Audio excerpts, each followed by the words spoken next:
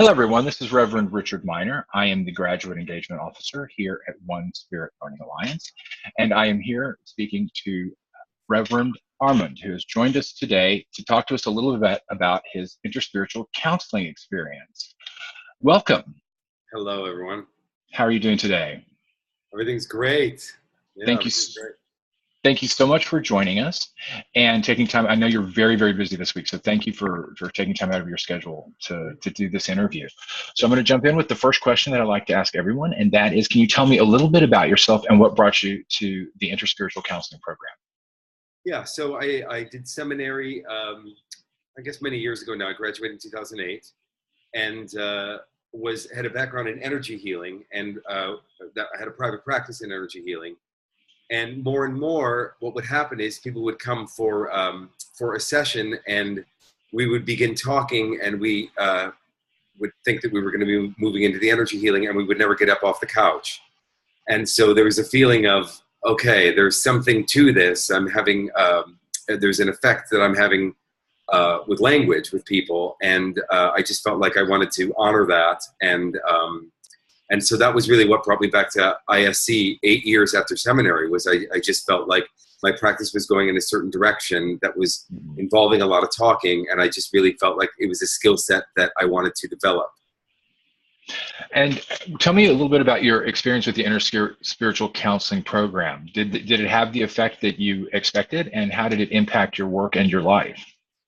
Well, yeah, I would actually have to say that my whole life changed in that program. A lot of kind of disparate parts of me and disparate understandings sort of came together and merged together in that program.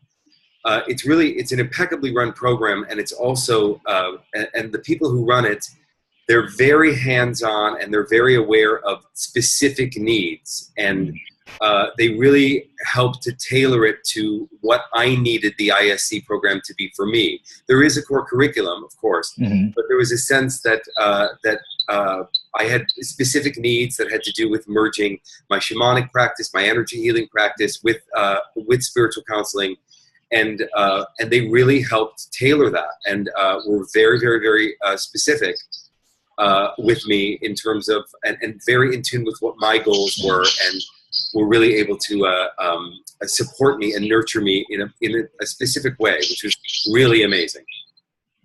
And what kind of an impact did this experience have on your work? And you're in several different kinds of work now, yes? Energy healing and shamanic healing? I teach shamanism, and I have a private practice in shamanic healing and now in spiritual counseling. It just really, it brought everything together. It made me such a more well-rounded healer. If it's that I'm working with mindfulness with a client, I have the background for that. If I'm doing more somatic work or body-centered work, I have a background for that. If I'm working with dreams, that's been addressed. If I'm working with some creative modality, I've just been given so many tools, and like I said, they've all kind of merged together. And the result has just been a really well-rounded practice where I feel like I can be for clients what they need me to be, and because it's interspiritual, there's a sense that I can. There's a frame of reference, so to speak, for so many different kinds of people. So I feel like my reach has been really expanded because of the training there. So this has had a really dramatic impact on your work. Dramatic effect on my life. Yeah, I mean, that Therese Bimka and Sally Schwager. I mean, they are,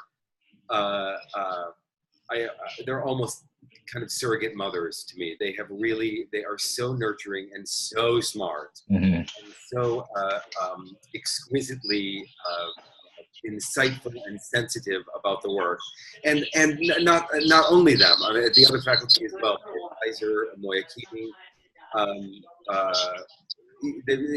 They're just a really wonderful bunch, and it really is the inevitable next step after seminary, because in some ways seminary forms you in some way, and this specifies you in a different way. It makes things more specific. It gives you a even more specific lens with which to work and with which to proceed with your ministry.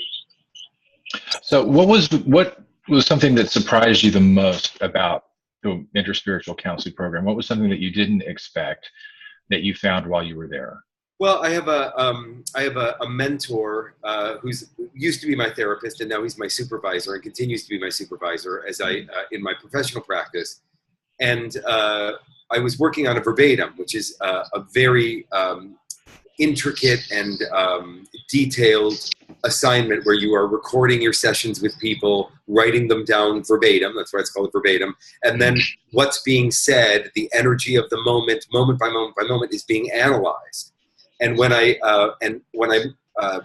showed this to my supervisor, who's not involved with One Spirit, he's an outside entity, he went, "Wow, these people mean business. This is what I did in training as a therapist. This is like no joke." And I didn't know that that it was such advanced, detailed work, because I just didn't have a frame of reference for it. But him, as a very decorated therapist for many years, was able to kind of let me know that, wow, these people mean business in terms of the training. So that was really surprising and illuminating. What can you share with us? What was one of your favorite moments in your ISC training? What was something that sort of stands out in your mind as a particularly wonderful, powerful, or impactful moment? Well, again, like I said, they were so sensitive about tailoring things in a very specific way. And my background is energy healing, and energy healing happens very fast. Mm-hmm. And so there's a big difference between counseling and energy healing, because energy healing goes directly at the body. It happens very quickly, and sometimes, and if you use the same sort of rate of speed, so to speak, with counseling, it can be overwhelming for people. It can be scary for people. It can be too much.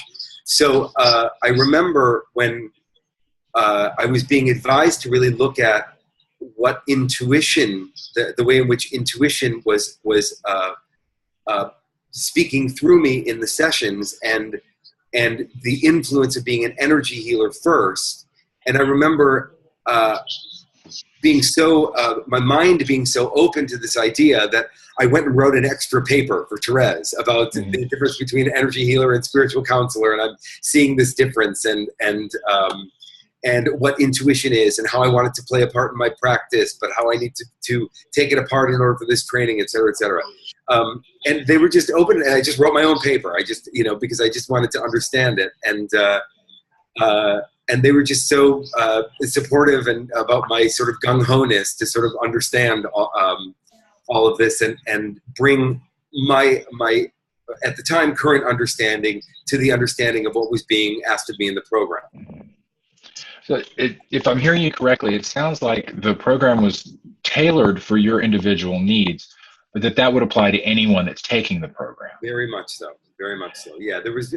I mean, there's definitely a core curriculum. It's not that. It was just that I knew that I was going to be making. I used to be a Broadway actor, and I knew I was making this big career change in my life, and I had a real agenda about this program, and I really needed it to be, for me, to really be a launching of a different level of professional life and professional and career. Mm-hmm. And so I was really and so that was very much in the forefront of my mind, and they all really honored that and really knew that I was going to be someone who's going to be dealing with people in the real world, and mm-hmm.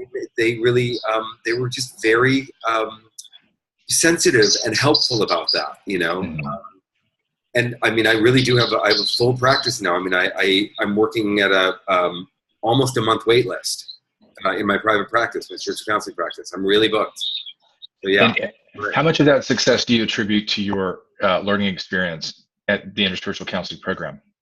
A lot. I mean, I do have other modalities that I work with, mm-hmm. But certainly, like I said, it just was able to bring all of those things together. But a lot, 50%, 75%, a lot, So that's really significant. Yeah. That's really, really significant. Yeah. And what impact has the Interspiritual Counseling training had on your personal life, aside from your professional life? In my personal life, well, I guess I'm a little too busy.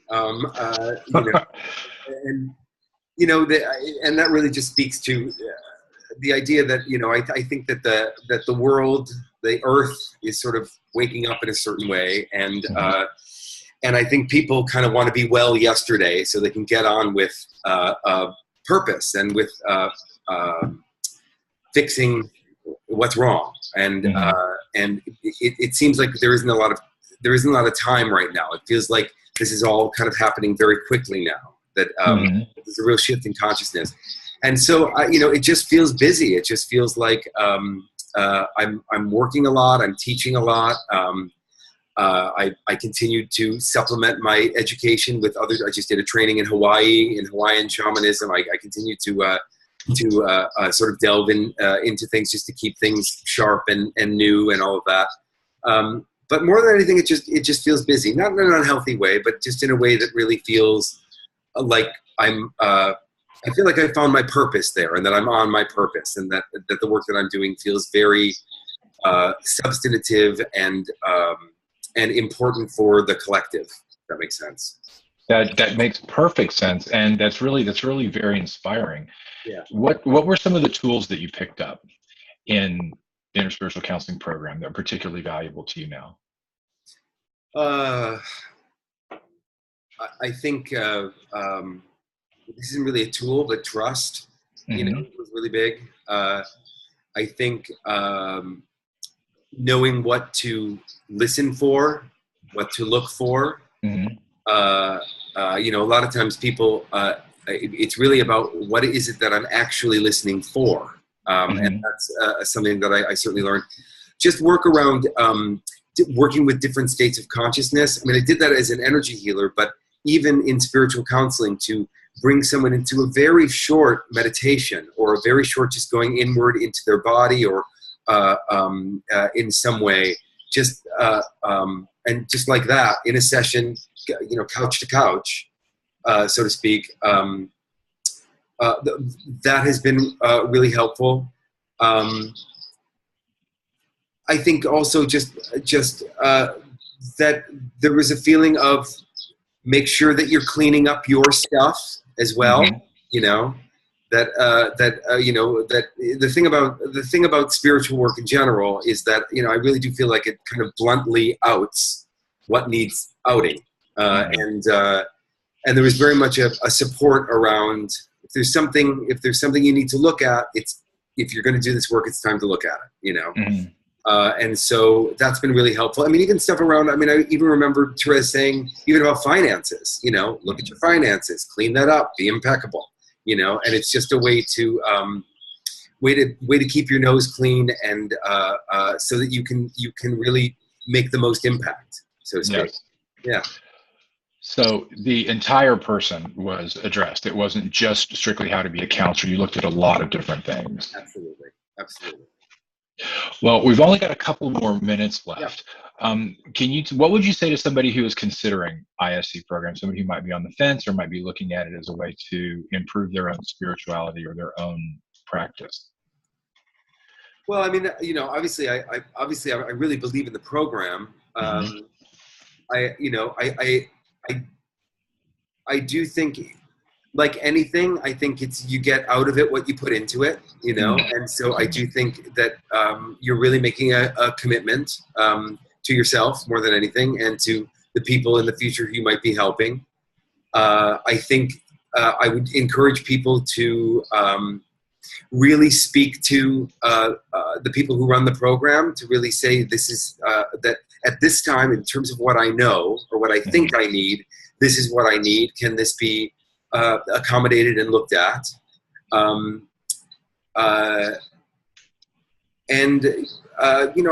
think it's a really impeccable, empowering program and organization, and a really important step for people who are going to go out into the world. I mean, it's one thing to have that ministerial credential, which is beautiful, but if you're really going to go out in the world and you're really going to have flesh and blood experience with another,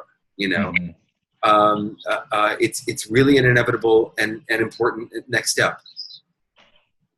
Wow. Well, thank you so much for taking the time to talk to us today and for sharing your experience. It sounds like it's been a really, really powerful experience for you, and it's created a lot of very positive things in your life and in the lives of the people around you. Yeah, it's been really great.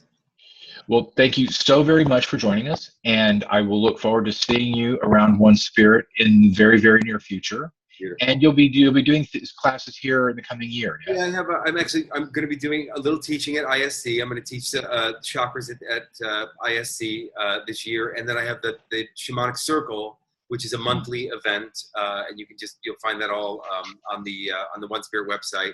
And that's a wonderful opportunity to delve into indigenous wisdom, and we work with Peruvian traditions and native traditions and Hawaiian traditions, and it's shamanic journeying and really like heartfelt gathering, and it's a really wonderful thing that we started. It's been going on for a year, and we're back again in September. That's fantastic. I've heard nothing but good things about it, and I highly recommend it to everybody who has the time or the inclination to check it out. Thank you again for so much, and I will look forward to seeing you around One Spirit. You got it. Thanks so much. Thanks so much.